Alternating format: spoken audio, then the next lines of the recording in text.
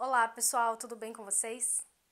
Será que vocês encontram algumas dificuldades no cotidiano da escola, como os pais reclamam que as crianças chegam com a roupa suja em casa, ou então, meu filho já sabe ler e escrever?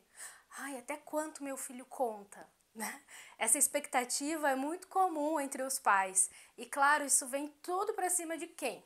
De nós, professores. Então eu queria falar um pouquinho sobre isso. Eu sou Kelly Lotz, eu sou professora e eu tenho certeza que eu posso te ajudar.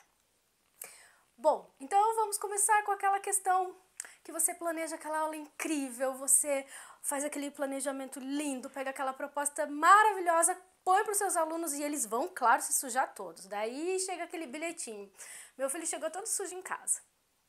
Já aconteceu, né? Pois é. O que acontece hoje? Existe uma mudança na própria concepção de aprendizagem. Hoje a gente aprende, a gente entende essa criança, ela vai aprender com o corpo inteiro. Não dá só para aprender com a ponta dos dedos, né? Olhando para a base, a própria base coloca os seus campos de experiência e é por isso que chama campos de experiências. Essa criança vai passar por experiências. Então vamos lá, vou dar um exemplo. Nós temos um campo de experiência chamado espaço, tempos, quantidades, relações e transformações. Nesse campo de experiência, nós vamos trazer várias propostas onde o aluno vai observar cientificamente como os fenômenos naturais acontecem, como essas transformações acontecem. Lá no meu tempo, a gente botava um feijãozinho em cima de um montinho de algodão e esperava o feijãozinho crescer. Se o feijãozinho crescesse, ótimo, deu certo o experimento. Se o feijãozinho não cresceu, não deu certo. O fato do feijãozinho crescer e do feijãozinho não crescer, hoje pra gente já é uma experiência danada. Então, veja, a gente tá olhando pro feijãozinho, acompanhando o feijãozinho crescer. Só que hoje nós colocamos o corpo inteiro numa expectativa de aprendizagem. Então, se eu vou fazer um experimento científico, muitas vezes para essa criança, campo de experiência, ela vai se sujar, ela vai se envolver corporalmente. Trago um exemplo para vocês do ciclo da água. Então, já propus aqui numa aula anterior sobre água, onde a criança vai pesquisar como transportar água de um lugar para o outro. Essa criança vai jogar essa água no chão, vai fazer um desenho com giz de lousa na água, vai experimentar, vai ver como que essa água evapora. Então a criança vai se molhar, a criança vai se sujar porque ela vai estar num espaço aberto. Isso faz parte da experiência dela.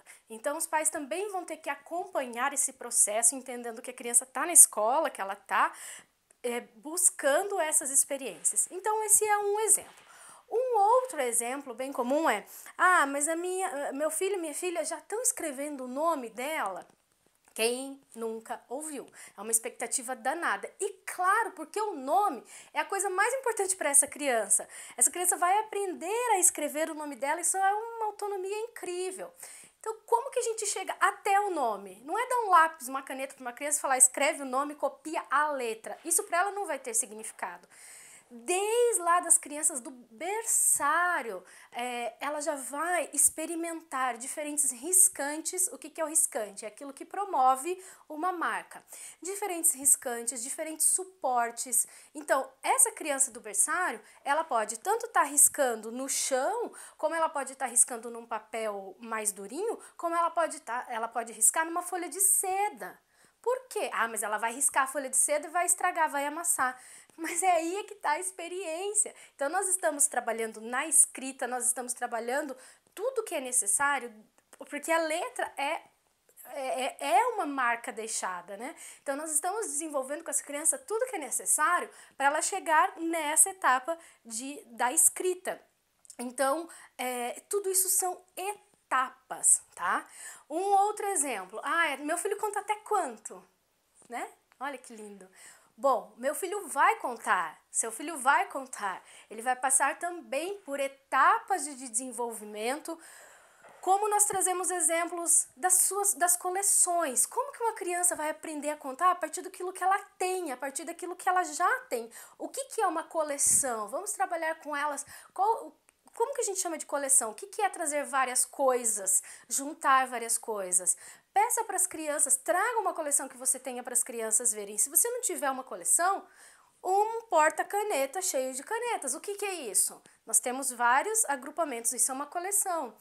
Vamos brincar com as crianças dessas coleções, quantos nós temos de cada um. Vamos separar o que tem mais, o que tem menos. Olha, a gente já está contando. Vamos registrar lá na parede, vamos anexar quantas canetas coloridas, quantos lápis nós temos. Vamos deixar anexado para elas.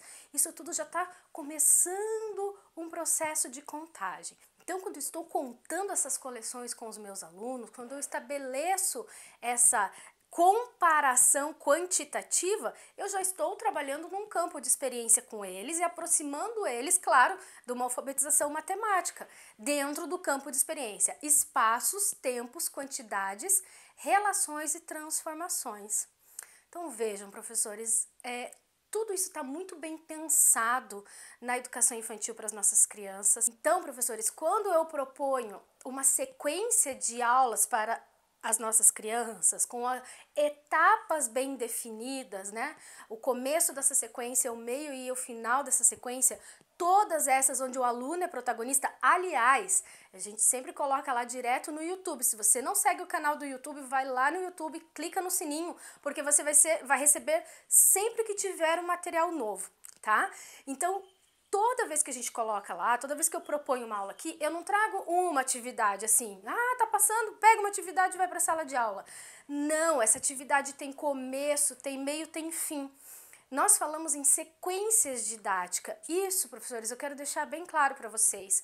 Toda a intencionalidade pedagógica que nós temos. Quando eu digo nós temos, é porque nós somos uma equipe de mais de 30 professores. Esses professores são professores que estão em sala de aula, tá? E que escreveram pra gente materiais que são para a sala de aula. Então, são professores que estão falando com professores. Olha que sorte eu tenho. Toda vez que eu trago uma proposta para vocês, é porque eu também tive a oportunidade de compartilhar a experiência com esses meus colegas. Então, lá na Aula em Foco, nós temos aulas que são escritas, esses planejamentos são escritos por sequências, então são 10 aulas estruturadas dentro de um campo de experiência, detalhadamente qual é o campo de experiência que eu estou trabalhando, quais são esses objetivos que eu quero alcançar, esses objetos, né, de trabalho com os meus alunos.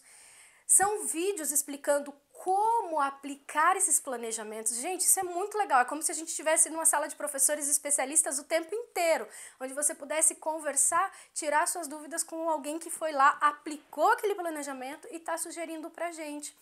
Então, veja, tanto o planejamento como esses vídeos, como os vídeos conceituais, que são vídeos com alguns conceitos básicos que muitas vezes a gente não teve oportunidade ainda de sentar, se acalmar, estudar sobre aquilo e propor para os alunos.